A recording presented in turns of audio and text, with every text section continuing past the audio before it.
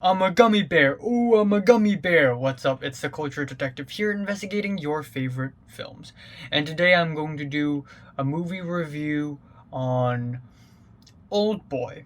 Oldboy is a South Korean movie released in 2003. It is based off of a manga which is released in the late 90s, and then it is adapted into a movie in South Korea directed by Park Chan-Wook.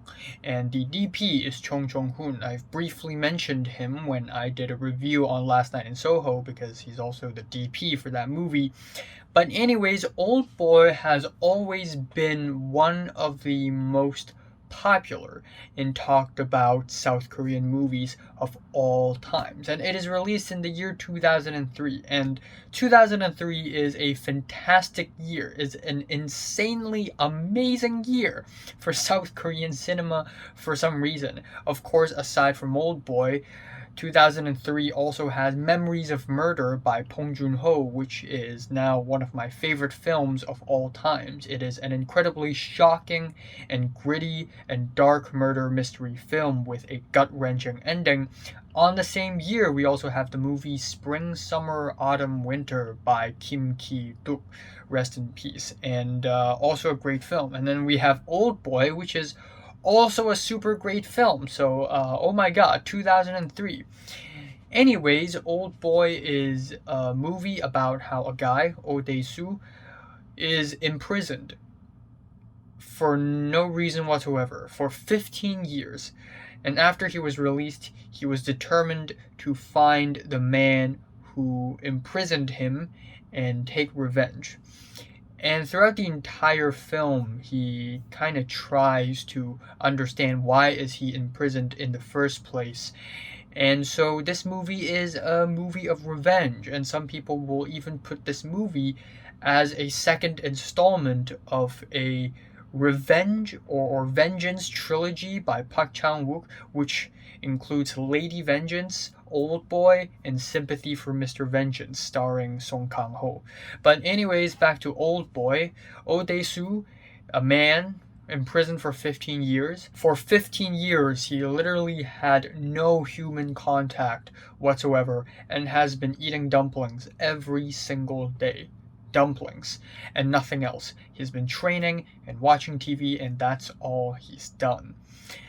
And first of all, I like the style of this movie. I thought this movie would be very serious, and yes, it is very serious, but this movie also has its fun. It has a lot of style, it has moments of comedy, which lands sometimes, and I really like it when very dark dramas and thrillers have bits of comedy sort of laced around, and it works really well. It worked in Memories of Murder and Parasite, and it worked in this one as well. I like the style. The editing of this film is immaculate, and yeah, wow. I mean, this movie has some of the best scene transitions I've ever seen.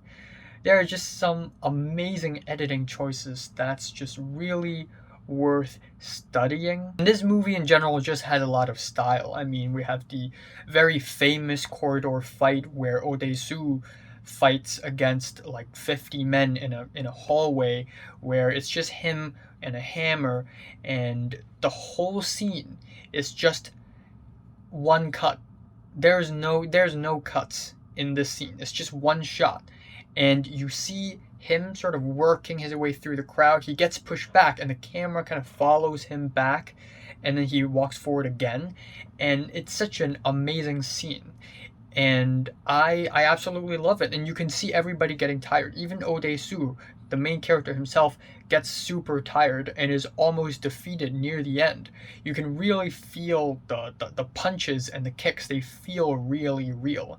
What an amazing fight scene. I also think that as far as revenge movies go and as far as revenge tales go, this has to be one of the best I've ever come across, because the vengeance is also kind of mixed with mystery, and there's just a lot of confusion and mystery behind that. And when the movie hits its climax, it gets kind of dark. It's the ending of this film is really gut wrenching. It makes me sick to my stomach. It is disgusting ending, absolutely just twisted, just messed up ending, in my opinion.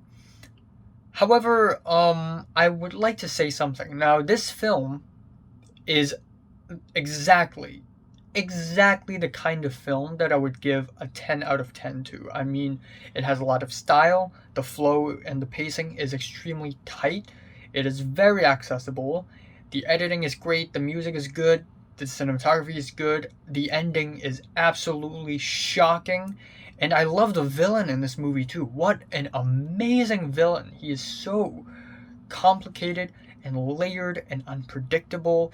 He is like Joker, but in a different way. But for some reason, yesterday when I watched it, my experience wasn't a 10 out of 10.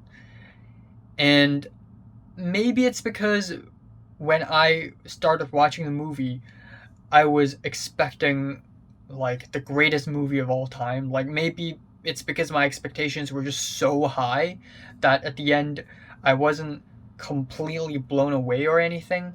I think partially the reason why I didn't enjoy this movie 100% is because of the website that I watched this movie on. It's just bad. I watched this in 360p because my internet connection is terrible and it just keeps on buffering at times. And at one point near the climax, the buffering was so frequent that I have to switch to another website. But in another website, it doesn't buffer anymore, but it doesn't have any subtitles, and I need subtitles. So, like halfway into the climax, I had to go to another website to download subtitles and then use a software to sync the subtitles with the movie, and that took me a long time. And on top of that, the subtitles do not even sync up with the dialogues anyway. It's a little bit sped up. So maybe that's kinda why I didn't have such a great cinematic experience yesterday. So, yeah, unfortunately, I don't think it's a 10 out of 10. And I don't know why. I really wish I do. Because I'm a little bit pissed. I'm a little bit angry that my experience yesterday isn't as shocking or as powerful as I hoped it would be. It's just not as shocking as I would like it to be. Maybe if I rewatch Oldboy in the future in like 4K with perfectly synced subtitles in a cinema or something, maybe then I would experience a 10 out of 10. But for now, I don't know what happened, okay? I don't know what happened yesterday. I don't know what's wrong with me. I don't know what's wrong with my laptop. I don't know what's wrong with my internet connection, but my experience yesterday was not a 10 out of 10. So I didn't enjoy it completely. But still, this is exactly the kind of film that I would give a 10 out of 10 to. It is amazing in all fronts, in all technical fronts. It is amazing. The acting, the dialogues, the story is soul crushing, and the ending is scarring. It leaves a scar in your mind. So, I guess partially the reason why I didn't enjoy it as much is because I already knew the twist before I watched the movie. God, I just hate movie Instagram sometimes. Like I should just like unfollow these movie Instagram pages. Like it's just so stupid. They spoil movies and they don't even give a fucking warning. Like the same thing happened to me in Seven. Like I watched Seven knowing the twist. It would be way more damaging if I watched Seven without even knowing the twist.